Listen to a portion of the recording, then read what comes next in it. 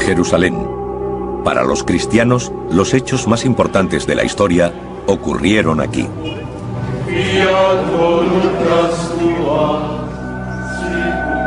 La Biblia dice que esta es la ciudad donde vivió Jesús sus últimos días y donde fue crucificado. Lo que ocurrió aquí cambió el mundo. 2000 años después, la ciudad también ha cambiado. Destruida y reconstruida más de 20 veces en otros tantos siglos. Solo quedan fragmentos, rastros y ruinas de la ciudad que conocería Jesús. Ahora, gracias a décadas de investigación, podemos revelar cómo habría sido con modelos gráficos en 3 dimensiones. Las calles y puertas por las que pudo caminar. La compleja red de abastecimiento de agua que sació la sed de esta desértica ciudad. Las piscinas donde, según algunos, Jesús hizo milagros. El complejo del templo. El corazón de la ciudad y de la fe judía, donde Jesús enseñó y oró. Una extraordinaria obra de ingeniería arrasada casi al mismo tiempo que se terminó.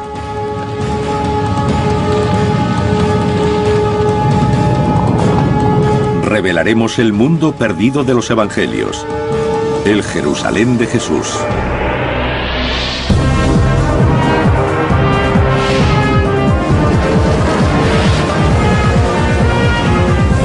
Mundos perdidos. El Jerusalén de Jesús.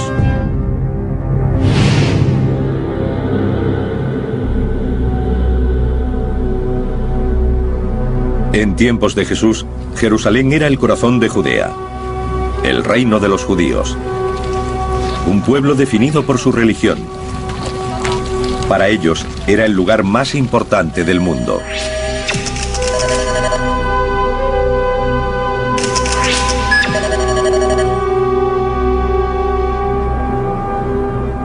Los evangelios describen 3 ocasiones diferentes en las que Jesús vino a esta ciudad. 40 días después de su nacimiento, cuando sus padres lo llevaron para presentarlo en el templo. A los 12 años, cuando departió con los doctores. Y la última semana de su vida. Entró triunfante en la ciudad y salió para morir en la cruz. En el siglo I, Jerusalén era el centro del mundo judaico. Había un fuerte contraste entre el lugar de donde provenía y el Jerusalén al que llega. Su hogar era Nazaret, un pequeño pueblo a 120 kilómetros al norte. Nazaret tenía fama de rudo y primitivo. Todo lo contrario a Jerusalén. Llegaba del campo a la ciudad. Cuando Jesús entró por primera vez en Jerusalén, debió quedarse sobrecogido por esa construcción enorme, en comparación con lo que había alrededor. Esta edificación es el Monte del Templo. Para los investigadores que intentan reconstruir el aspecto de la ciudad en el siglo I, supone un desafío singular. La mayor parte desapareció al ser destruido décadas después de la muerte de Jesús por el ejército romano. Y como es lugar sagrado para 3 de las grandes religiones del mundo, el judaísmo, el cristianismo y el islam, no se han permitido las excavaciones desde hace más de 150 años. Sin embargo, a través de un trabajo detectivesco y el estudio de documentos antiguos, ahora es posible reconstruir el Monte del Templo como Jesús lo conoció y descubrir los secretos de su construcción. Fue idea de Herodes el Grande, rey de Judea en la época del nacimiento de Jesús. Los logros de Herodes siempre se verán ensombrecidos por lo que de él se escribe en la Biblia. Ordenó la matanza de los recién nacidos, intentando acabar con Jesús. Herodes tiene muy mala fama en la historia,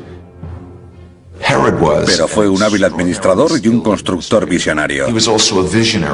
No solo por lo que hizo por agrandar el templo y el monte del templo, También construyó la extraordinaria fortaleza de Masada y el palacio de Herodes. Quería ser recordado. Quería ser Herodes el Grande. El mundo en el que vivió Jesús fue organizado por el que quiso matarlo. Hacia el año 15 a.C., Herodes había decidido construir un nuevo templo, mucho más grande que el que había. Triplicaría el tamaño del existente para cubrir una extensión equivalente a 25 campos de fútbol. Y lo rodearía de enormes murallas. Pero se enfrentó a dos grandes problemas. Primeramente, para el pensamiento judío solo había una localización posible para el templo. Habría que demoler la construcción existente y los sacerdotes no confiaban en él, no creían que pudiera terminar su obra. Para demostrar sus buenas intenciones, mandó extraer toda la piedra necesaria para el nuevo edificio antes de comenzar las obras. 1 millón de toneladas. De todos los rincones de la ciudad. Tardaron 8 años. El mayor desafío era que la cima del monte del templo terminaba en pico, no en meseta. Y era demasiado pequeña para los planes de Herodes. Pero dio con una solución sencilla, aunque ambiciosa. Agrandó la montaña. El monte del templo que Jesús conoció fue la mayor estructura hecha por el hombre sobre la tierra. El suelo de la plaza, que podría acoger a 250.000 personas, era un techo que cubría una red de cámaras.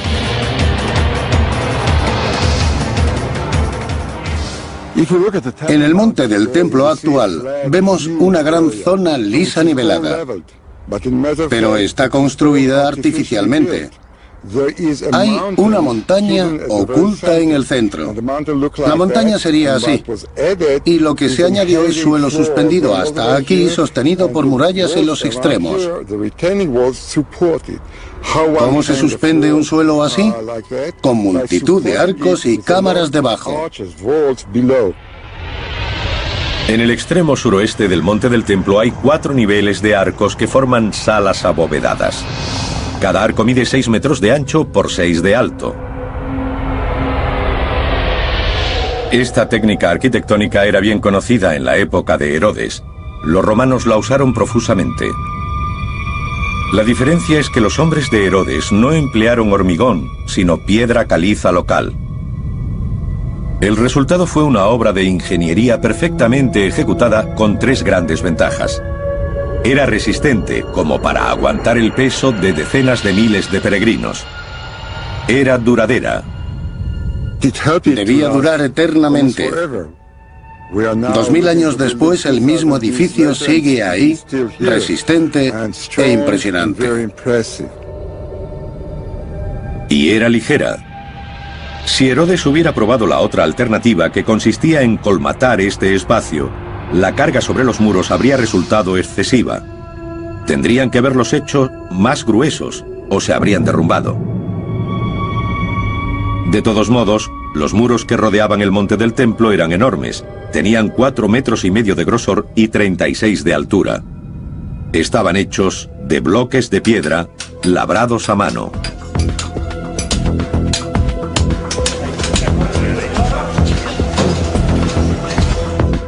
El monte del templo tiene 1,5 kilómetros de circunferencia. Una capa de piedras, si solo tuviese una hilera, tendría de 800 a 1000 unidades.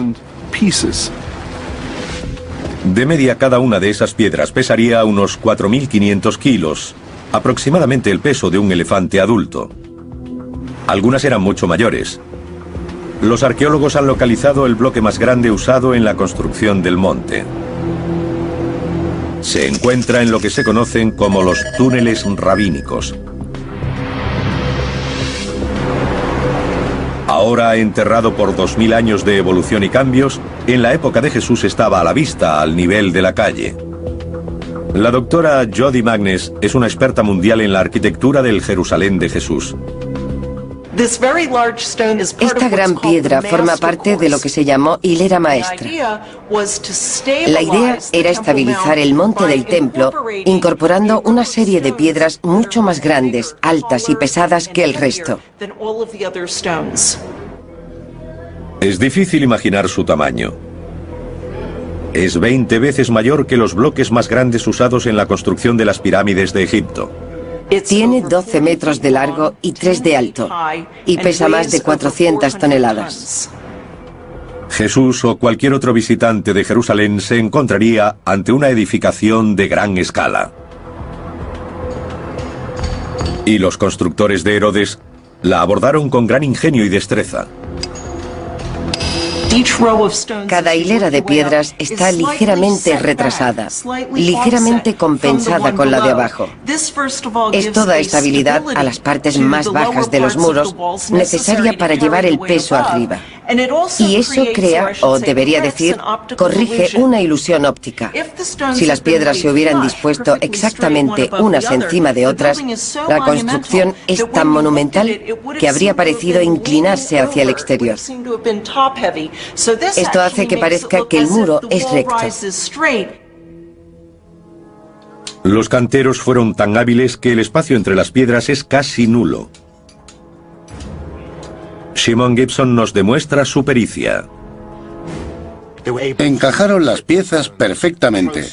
Los canteros fueron tan exactos que si pongo un billete de $50 aquí consigo que no se caiga. Pero solo eso, porque no entra. Esta parte del muro ha permanecido intacta 2000 años, pero los constructores confiaron en el conocimiento del trabajo, no en la argamasa, para mantener unidos los bloques. 18.000 personas trabajaron para levantar estos muros. La tarea comenzó 15 años antes del nacimiento de Cristo y se prolongó durante 80 más. El lugar, tal como lo conoció Jesús, era la mayor obra del mundo. Pero ahora podemos recrear su aspecto cuando se terminó. La mayor edificación sobre la tierra. Estuvo en pie solo 5 años antes de que un brutal ejército romano lo destruyera. A continuación, uno de los grandes enigmas de la arqueología. Reconstruiremos el edificio más importante de la vida de Jesús y la culminación del monte, el propio templo.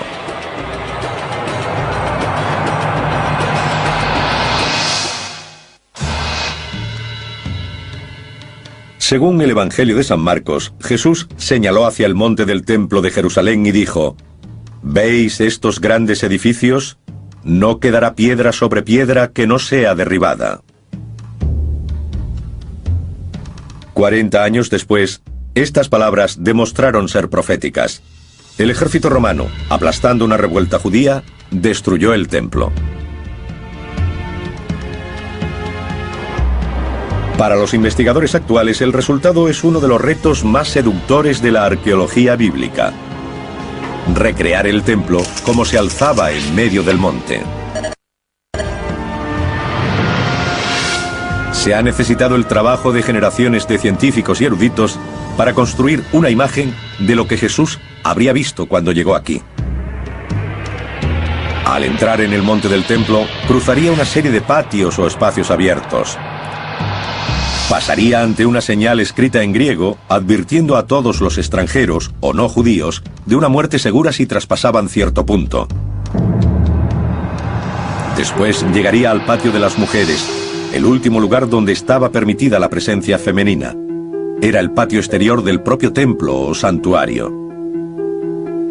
Al subir 15 peldaños semicirculares, llegaría a la puerta bella que llevaba al patio de Israel, abierto solo para judíos varones purificados según el ritual. Jesús no podía haber pasado de ese punto porque solo los sacerdotes podían entrar en el templo. Al Sancta Sanctorum, en la parte trasera del templo, solo podía entrar el sumo sacerdote una vez al año, el día de la expiación. Reuniendo las pruebas de las fuentes escritas, es posible establecer el aspecto exterior de este santuario tan celosamente guardado. Los arqueólogos han calculado su altura comparándolo con la edificación existente en la actualidad, la cúpula de la roca musulmana. El edificio musulmán tiene exactamente la mitad de la altura del templo en tiempos de Herodes y Jesús. Esta estructura cavernosa tenía la altura de un edificio de 15 pisos. Nuestros investigadores quieren saber cómo se las arreglaron los constructores del templo para erigir tal edificio con las herramientas y grúas tan primitivas de la época. Es evidente que se habría requerido gran cantidad de mano de obra. Los relatos dicen que debido a la condición sagrada de cada piedra del edificio, 1000 sacerdotes fueron adiestrados como canteros. El Dr. Guy Stabile ha identificado rastros de las canteras. Es increíble que esta curva se haya conservado tan bien. En una gruta a 3 kilómetros de Jerusalén ha encontrado una serie de marcas de cincel. Tienen la misma forma que las piedras usadas para construir el monte del templo de Herodes. Aquí podemos ver una línea horizontal y aquí abajo otra vertical. Se ve el filo de cada una. Usaron picos para ir haciendo las hendiduras y barras para hacer palanca y arrancar la piedra de la cueva, de la pared de la cueva. Algunas de esas herramientas se siguen usando hoy. Pero en la época de Jesús, los trabajadores no disponían de camiones o excavadoras. Aquí se ve que a partir de la marca del cincel hay una línea muy clara. Cuando se sacaba la piedra, se podía dar la forma exacta que querían los arquitectos. Todo eso se hacía aquí, porque después había que arrastrar los bloques hasta el monte del templo o a otra zona de construcción. Si se eliminaban las partes innecesarias, tendrían que arrastrar mucho menos peso. Fueron muy prácticos. El transporte requirió de una combinación de fuerza bruta e innovadora ingeniería. El arqueólogo Ronnie Reich ha recreado una solución que usaron los constructores. Es un sistema sencillo pero efectivo. El bloque de piedra se convierte en eje entre 2 ruedas. 10 hombres podrían llevarlo rodando. Cada eje podría mover 450 kilos. Una carga imposible de desplazar por una única persona. Así que fue este ingenio el que movió las piedras. Una vez trasladadas, todavía quedaba colocarlas en el lugar indicado. Cada bloque pesaba aproximadamente 10 toneladas. Se usaron sencillas grúas para elevarlas. Hemos construido un bípode con cuerdas y poleas. Las cuerdas se pueden mover con palancas. 8 personas pueden subir esta piedra a 1, 2 o 3 metros de altura y dejarla en su sitio suavemente. El resultado final sería majestuoso. Pero hay algo de misterio en la construcción del templo. El escritor Josefo dice que el templo estaba cubierto de mármol y oro, y que desde lejos parecía una montaña cubierta de nieve brillando al sol. Algunos investigadores modernos lo encuentran difícil de creer. La razón es que no había mármol en Israel, en la antigua Palestina. No existía. Tendría que haber sido importado de otros lugares como Turquía o Grecia, y hay muy poco mármol importado durante la época de Jesús. Fue mucho después cuando empezó a traerse en cantidades importantes. Hillel Geba puede haber encontrado la respuesta. A cierta profundidad bajo el Jerusalén contemporáneo, ha encontrado las ruinas conservadas de la casa de una persona adinerada.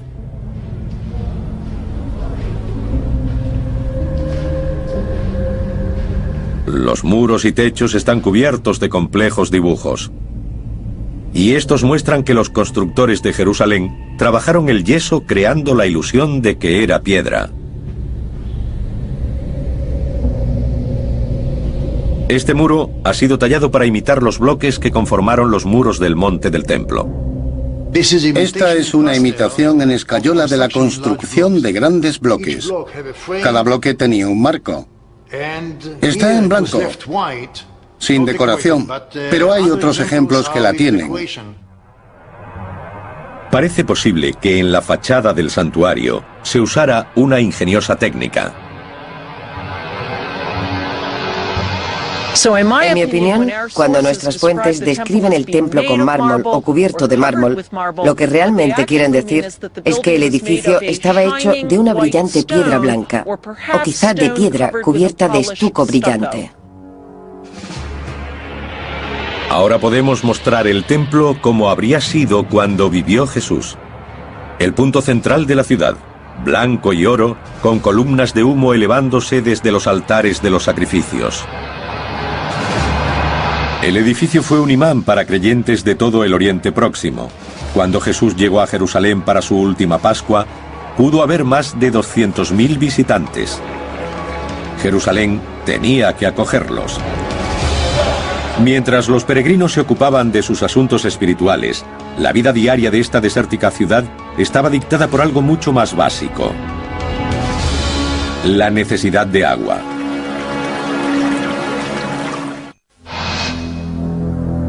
La tradición dice que una semana antes de su muerte, Jesús hizo su entrada triunfal en la ciudad de Jerusalén. La multitud se congregó para darle la bienvenida, cantando y agitando palmas. Muchos eran sus seguidores, pero la ciudad ya estaba llena de gente que había llegado para celebrar la fiesta de la Pascua. La población normal de Jerusalén en tiempos de Jesús era de algo menos de 30.000 personas. Pero durante la época de las fiestas, en ese caso la Pascua, podía llegar a haber 10 veces más, unas 300.000. En ese momento Jerusalén era el asentamiento de mayor crecimiento de Oriente Próximo. Recibía más de 1 millón de visitantes al año. Nuestros investigadores han intentado hacerse una idea del probable aspecto de la ciudad y de cómo lograban acoger a aquel enorme flujo de gente. Algunos de los beneficios eran claros y evidentes. Los peregrinos llevaban riqueza. La propia construcción del templo generó mucho dinero. Los peregrinos que llegaban a Jerusalén tenían que gastar dinero en comida, alojamiento, regalos y recuerdos a lo largo de su camino. Y por supuesto, pagar los impuestos del templo y los sacrificios. Décadas de excavaciones en el muro occidental del templo han descubierto los restos de una calle de 9 metros de ancha y 900 de larga, que funcionaba como un centro comercial. Es conocida como la calle de Herodes. Jesús habría caminado por aquí. Esta es la calle principal de Jerusalén. Hay que imaginarse el gran número de personas que venían aquí para comprar y vender en los muchos puestos callejeros. Todos eran peregrinos. Era el corazón de Jerusalén. Algunos arqueólogos llaman a este lugar Wall Street, reconociéndolo como el corazón económico de la ciudad. También han reunido pruebas de la relación entre esos intereses comerciales y la vida espiritual del templo. El examen de la muralla en el extremo meridional de la calle revela los restos de un arco. Es conocido como el Arco de Robinson. Con más de 15 metros de altura y una envergadura de al menos 12, sirvió como una de las principales entradas al complejo. Y en su base, situados contra los muros del monte del templo, habría puestos que venderían productos a los peregrinos. La zona que desembocaba en las grandes escaleras era conocida como el Arco de Robinson. Debió florecer con el comercio, porque la gente que se dirigía al templo era asaltada por vendedores que les ofrecían sus mercancías. Jesús debió encontrarse con una escena así cuando entró en el templo. Furioso por lo que vio, se enfrentó por primera vez a las autoridades. Se dice que se abrió camino hasta una zona llamada el Patio de los Gentiles. Como todos los judíos varones, tuvo que pagar el impuesto de 2 siclos. La moneda especial necesaria solo se podía comprar a los cambistas del complejo del templo. Tenían fama de corruptos. El cambio de moneda debía ser una actividad fraudulenta.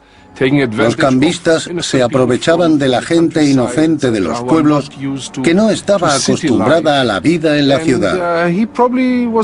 Jesús debió ver cómo estafaban a aquella gente y eso le enfureció. Esta es la única ocasión en los evangelios en la que Jesús muestra ira.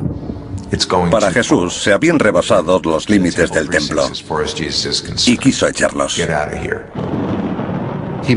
Tiró las mesas, destrozó los puestos y les dijo: ¿qué estáis haciendo? Habéis convertido la casa de mi padre en una cueva de ladrones.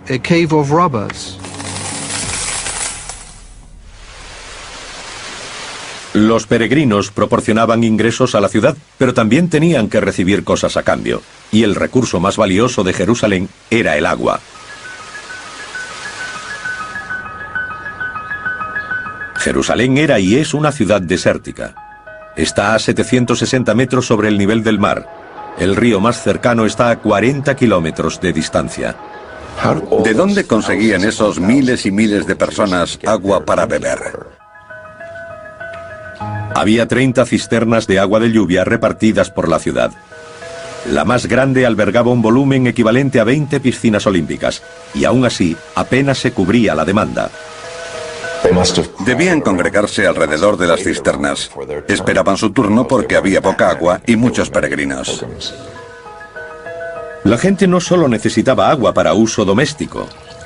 Necesitaban una cantidad enorme para las purificaciones. Tenían que estar puros para subir al templo y visitarlo. Como parte de sus prácticas religiosas diarias y especialmente antes de ir al templo, todos los judíos debían lavarse en lo que se llamaba agua viva. Jerusalén tenía muchas piscinas diseñadas para este propósito llamadas mikvahs. En la más grande y frecuentada, la piscina de Siloé, fue donde Jesús hizo uno de sus últimos milagros. El Evangelio de San Juan nos dice que Jesús curó a un ciego. Cogió tierra del suelo, escupió, le untó el lodo en los ojos y le dijo: ve y lávate en la piscina de Siloé. Un descubrimiento fortuito durante unos trabajos de ingeniería en una tubería cercana llevó a Ronnie Reich a localizar el lugar exacto de la piscina y a comprender lo grande que era. Alimentada por uno de los manantiales de Jerusalén a través de un túnel de 500 metros, habría cubierto cerca de 2.000 metros cuadrados.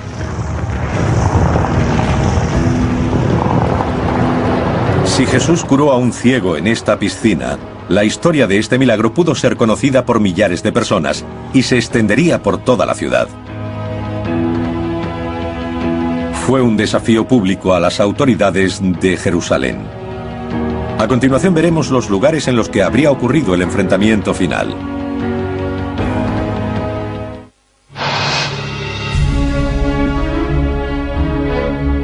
A medida que investigadores, arqueólogos y eruditos bíblicos intentan comprender la metrópolis que fue Jerusalén en tiempos de Jesús, emerge una imagen extraordinaria. Esta es una ciudad desértica obsesionada con el agua, donde los asuntos espirituales rigen todos los aspectos de la vida diaria, donde la ingeniería práctica e innovadora se da la mano con el misticismo, donde en las festividades religiosas la multitud se congrega en puntos claves de la ciudad. Shimon Gibson ha formado parte del equipo que intenta desentrañar y recrear el lugar más intrigante, la piscina de Betesda. Situada al norte del templo, fue el lugar donde, según el Evangelio de San Juan, Jesús le dijo a un paralítico: levántate y anda. Los arqueólogos han excavado hasta los 12 metros de profundidad a través de 2000 años de escombros, para desenterrar el lugar tal como debió verlo Jesús. Lo más fascinante es que incluso antes de que él llegara aquí, se decía que esta piscina tenía poderes curativos. Cuando Jesús llegó a la piscina de Betesda, había una cola de ancianos, tullidos y ciegos. Todos esperaban su turno para entrar. El hombre al que curó Jesús llevaba mucho esperando la oportunidad de bañarse en sus aguas. Y lo que ha descubierto Shimon Gibson encaja en la historia. Los escalones de la época de Jesús están muy bien conservados. Como pueden ver, hay una serie de escalones con un descansillo entre cada tramo. Esos rellanos encajan bien con la historia del Evangelio de San Juan, que dice que los enfermos se metían en la piscina y Jesús hacía los milagros. Los enfermos eran llevados a descansar en los rellanos de los escalones y a bañarse en sus aguas, porque hacían burbujas y se volvían rojas como sangre. Shimon Gibson investiga el sistema oculto de túneles y pozos que regularon el paso del agua a la piscina de Betesda.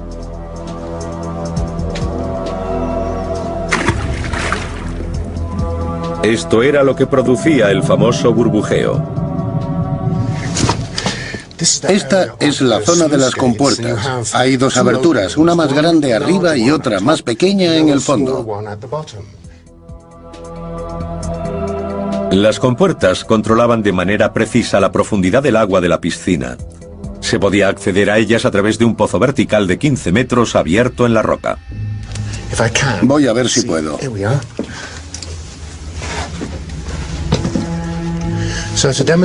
Estoy subiendo por aquí para demostrar cómo lo hizo la gente de aquella época.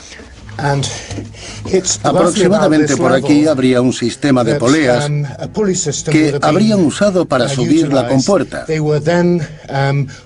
Un duro trabajo, pero fue un sistema ingenioso. Shimon también ha encontrado una explicación a la aparente presencia de sangre en el agua. En esta roca se ve una fisura y en ella hay tierra rojiza.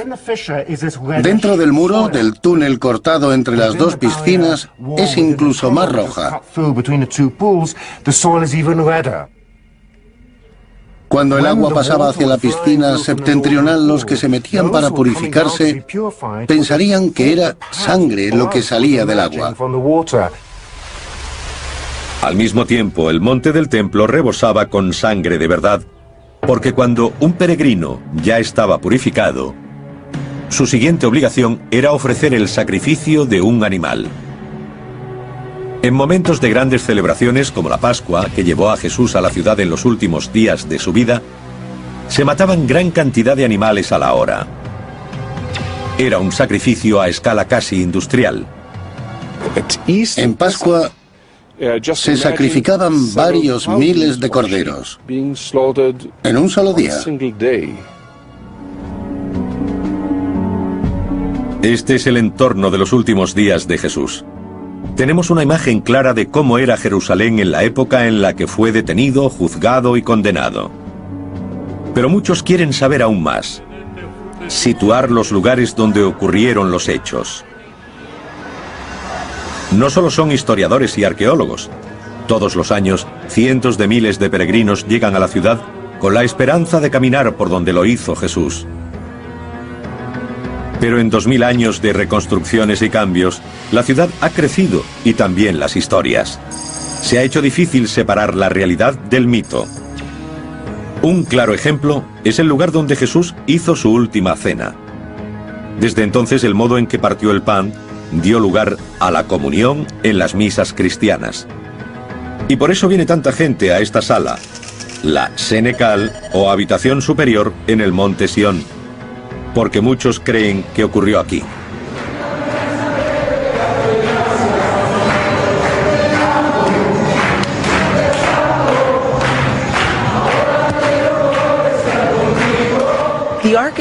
La arquitectura de la habitación, que hoy es identificada como la de la Última Cena, es muy posterior a la época de Jesús. Los arcos o las bóvedas de crucería de la sala son de estilo medieval.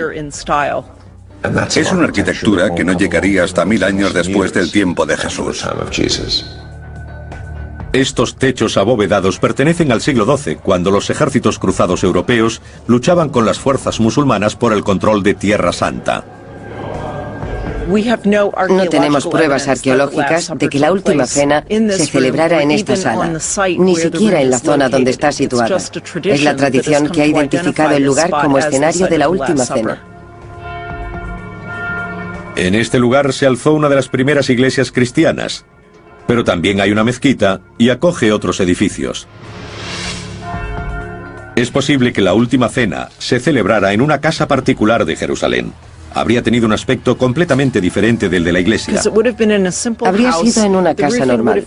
El techo habría tenido sencillas vigas de madera y no habría arcos y bóvedas como las que vemos hoy.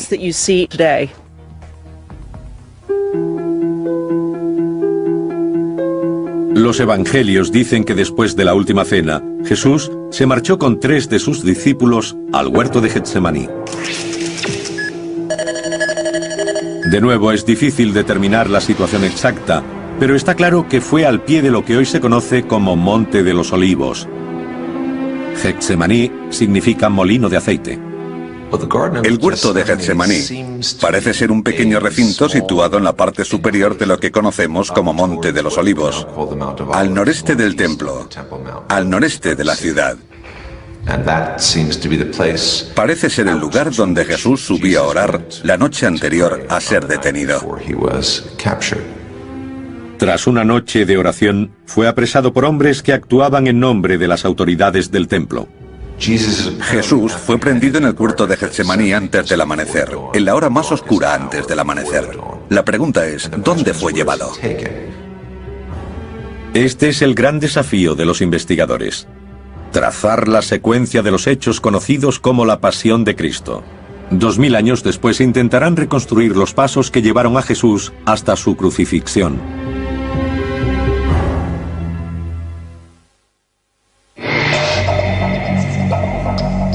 Los evangelios coinciden en que después de su prendimiento Jesús fue llevado a la residencia de Poncio Pilato, el gobernador romano de Judea.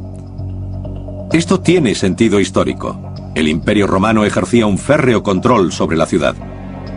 Una gran decisión política, como la ejecución de un aparente rebelde o un revolucionario como Jesús, debía ser tomada por un representante de Roma.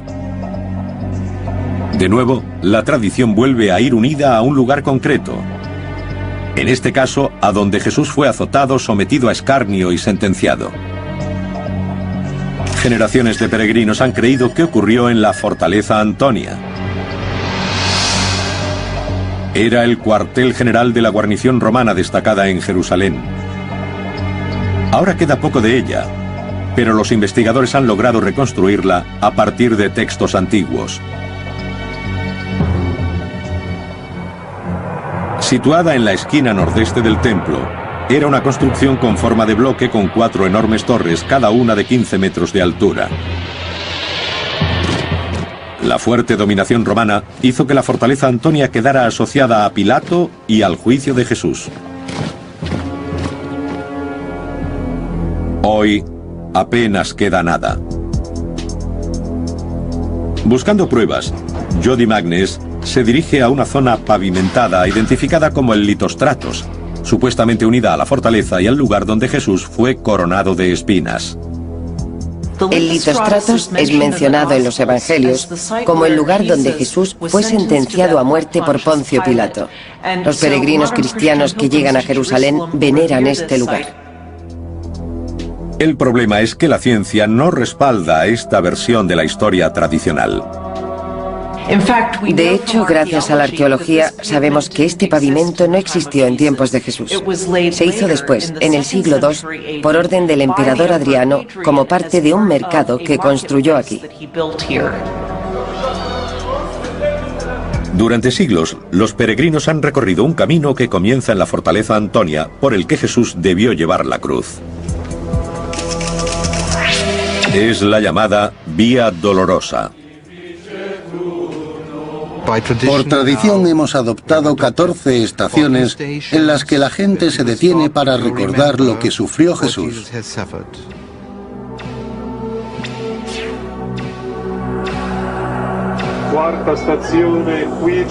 Pero apenas hay pruebas de que este sea el camino correcto.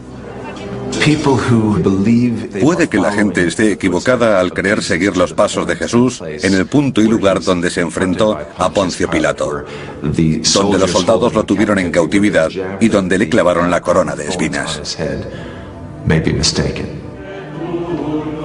La afirmación de que este es el camino que siguió Jesús está basada en una idea errónea, que la residencia de Pilato y el cuartel general de las tropas eran el mismo lugar.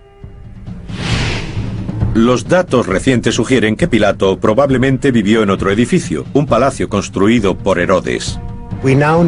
Ahora sabemos que, en contra de la tradición medieval, el juicio de Jesús se habría celebrado en el viejo palacio de Herodes el Grande, el Praetorium, donde estaría alojado el gobernador Poncio Pilato.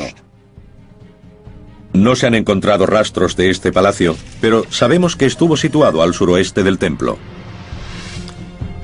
Y si esta fuera la residencia de Pilato y Jesús fue llevado hasta allí, entonces no habría seguido la vía dolorosa. El Jerusalén moderno no es la ciudad que conoció Jesús y es casi imposible que nadie pueda seguir el mismo recorrido que hizo él.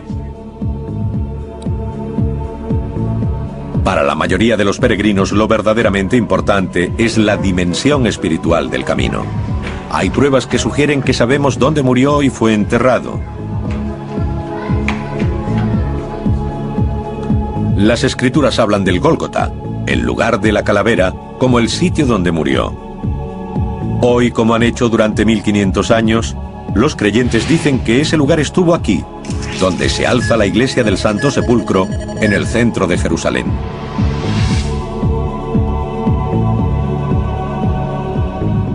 Se cree que este lugar fue convertido en iglesia 300 años después de la muerte de Jesús. Pero algunos eruditos dicen que no podría haber sido el lugar de la muerte y entierro de Jesús, porque el Evangelio afirma que esos hechos ocurrieron a extramuros, ya que la ley judía prohibía la ejecución o enterramiento dentro de la ciudad. Jerusalén era diferente entonces.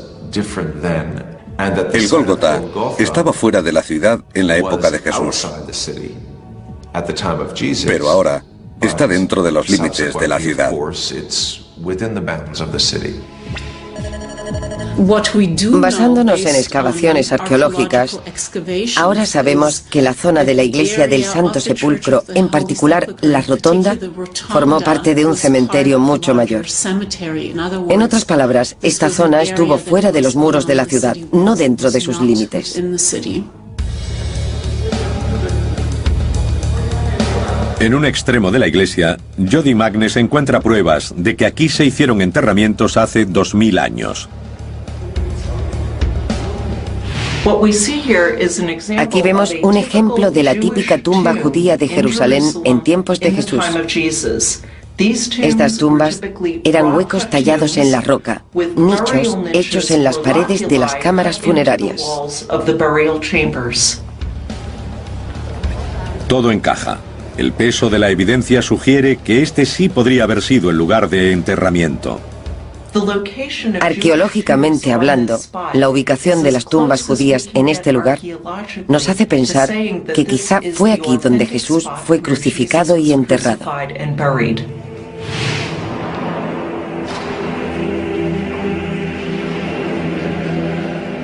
Jerusalén es una ciudad extraordinaria y podemos recrear una detallada imagen de cómo fue hace 2000 años. Hemos sido capaces de reconstruir el siglo I de Jerusalén física y espiritualmente. Algunos restos hemos tenido que excavarlos porque estaban ocultos bajo el suelo, pero otros siguen ahí, formando parte importante de la ciudad de Jerusalén.